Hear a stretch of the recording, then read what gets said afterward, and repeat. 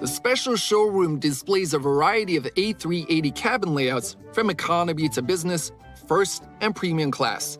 Cabins like these are considered the highest of chic. They're called suites here.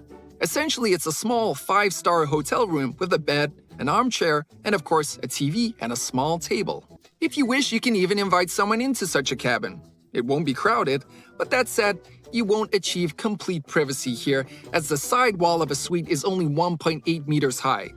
According to aviation rules, stewards must see what is happening to a passenger at all times. And here we have beautiful armchairs. It feels like the living room of some reception hall. Chairs that actually convert into beds. Comfort is perhaps the main trump card of the A380 developers. This is where the main emphasis is placed. Airbus is especially proud that this monster has the quietest cabin in the history of world aviation.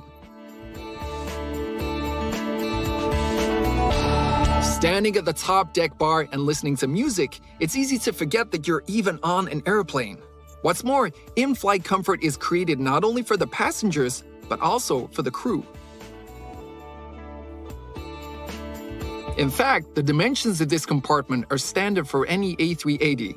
Everything else can be changed. Now, the most popular layout is the passenger compartment divided into 3 different classes. In this case, that means the aircraft has 525 seats. But you can also order a setup where there will be only economy class throughout the plane. Then the number of seats can be increased to 853.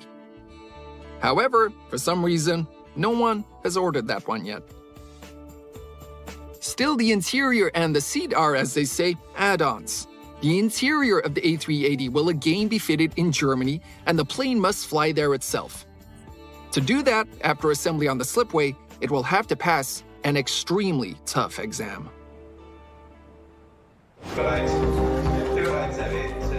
They have an 11-hour flight ahead from Germany to the USA.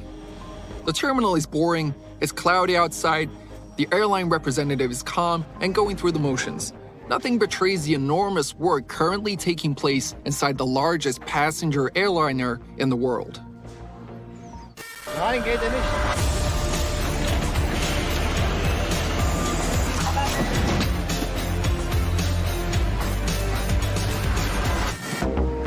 And of course, none of the passengers are pausing to think about the titanic work performed to build this monster.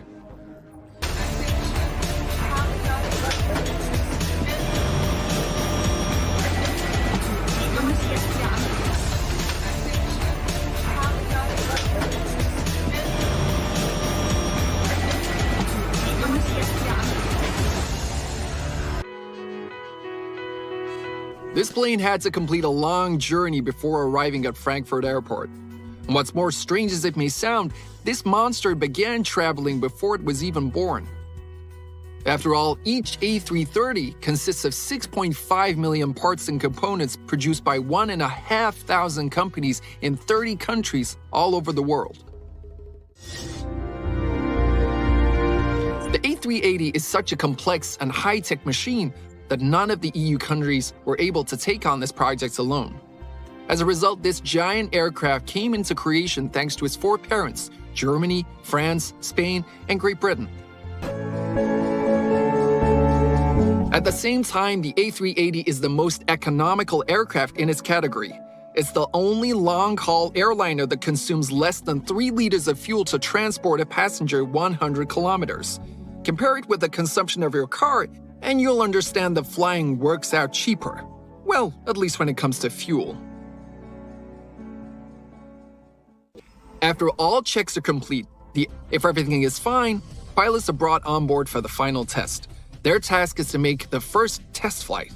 In other words, to get this monster up on its wings.